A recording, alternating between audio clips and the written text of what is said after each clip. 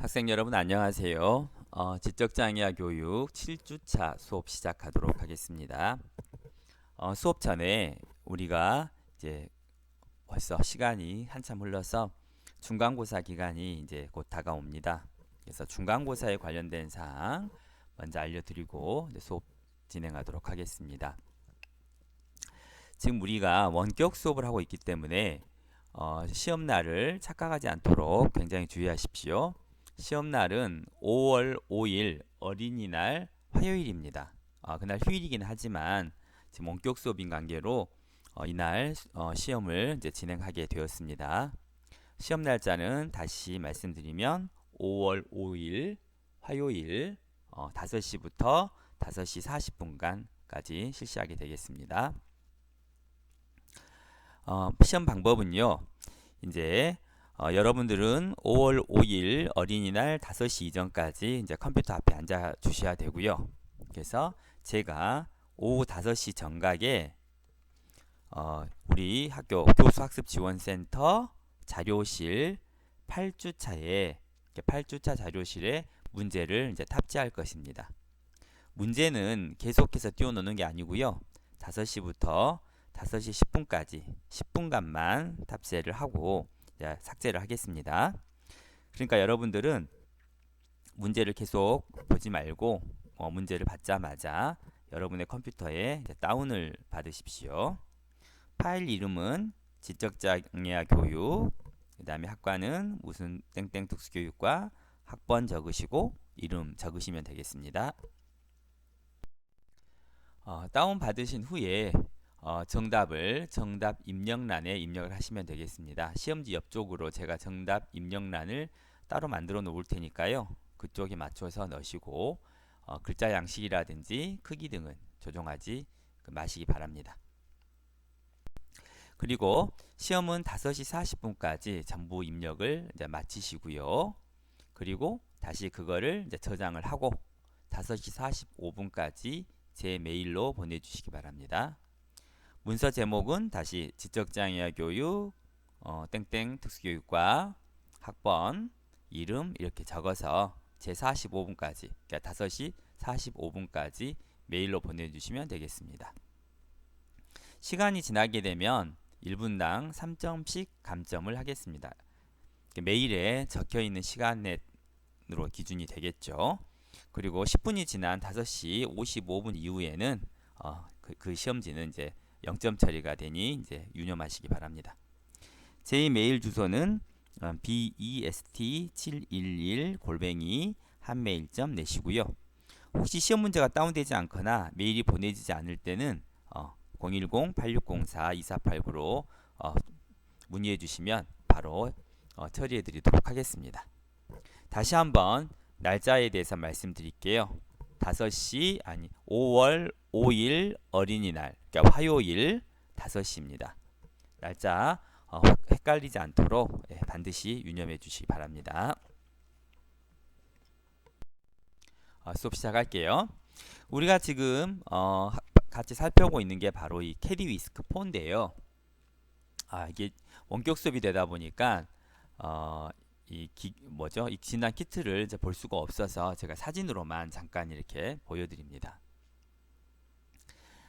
캐디위스크 폰은 이런 그 앞쪽에 보시면 그런 가방 있죠. 가방 안에가 이러한 키트가 전부 들어 있습니다. 그래서 소책자 보이시죠?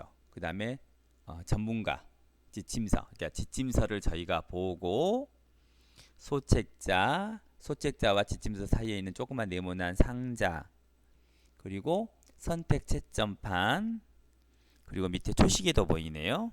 그리고 오른쪽에 채점지예요. 각각의 점수를 매기는 채점지, 그리고 또 쫙 부채 모양으로 펼쳐져 있는 것들이 각종 이제 검사 도구들입니다. 그래서 여기 보면 아시겠지만 초시계로 하는, 그러니까 시간을 재서 하는 그런 검사도 있고요. 또 학생들이 문제 푸는 이렇게 그 초시계 앞쪽에 있는 문제지들도 있고요. 또 소책자를 그 피검사자가 보면서 읽어주는 그런 문제도 있고요. 또 연필이 있죠. 연필이 있는 것은 학생들이 쓰는 적는 것도 이제 있을 수 있고요. 또 채점할 때 사용하기도 합니다. 이런 것들이 이런 진단 키트가 이런 가방 안에 들어 있고요. 오른쪽 그림을 보시면 이제 이게 저번 주에 말씀드렸듯이 1대1 검사입니다. 그러니까 검사자와 피검사자가 이렇게 마주 본 상태에서 이렇게 채점을 하게 되는 거죠. 그래서 앞에 있는 전문가 지침서가 이 누구죠? 상담 그 심리 상담가의 왼쪽 편에 있죠. 책이 이렇게 세워집니다. 그래서 지침서 내용에 보면 질문할 말들, 시간, 정답, 오답, 추가 질문, 또 정답 처리가 되는지 안 되는지, 점수를 깎는지 더해줄 건지, 부가 점수를 줄 것인지, 또 점수를 깎을 것인지, 또 거기에 몇 초 내에 해야 될 것인지, 또 학생이 이렇게 앞에 그 네모난 공깃돌 모양을 가지고 이렇게 뭘 만들고 있는데 모양을 만들고 있는데요. 그 모양이 그 진짜인지 그러니까 제대로 맞췄는지 안 맞췄는지도 이 전문가 지침서에 다 그려져 있습니다. 그리고 이 학생은 첫 번째 검사인 모양 맞추기를 하고 있는 거고요. 이렇게 펼쳐져 있는 누워 있는 책이 바로 소책자인데요. 그 소책자에 이런 지시 항목들이 들어와 있습니다. 그래서 이 학생은 지금 모양 맞추기를 소책자 앞에 학생 그 왼쪽 팔 앞에 있는 그림 있죠. 그 그림을 보면서 그 모양대로 맞추고 있는 거예요. 그리고 이 소책 그 모양 맞추기는 시간 내에 해야 되는 거기 때문에 이 상담가가 지금 이 초시계를 들고 시간을 재고 있고요. 또 앞에 있는 그 채점지에 학생이 만든 모양, 시간 이런 것들을 다 기록을 이제 하게 되는 거죠. 그래서 이게 전형적인 검사의 그 모습입니다.